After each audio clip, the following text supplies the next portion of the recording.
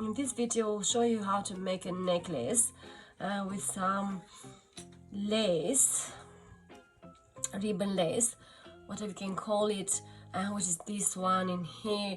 I've got some flowers, I've got some beads to implement into it. I do have the jump rings. I've got jump rings, I've got cord endings, I've got extension,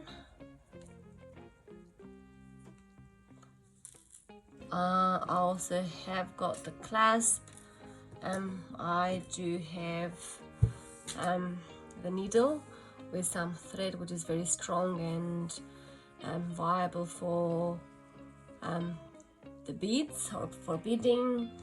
I've got cutters or cloth or thread cutter. I do have my scissors and wire cutters, and I've got craft glue, and I also will use my pliers.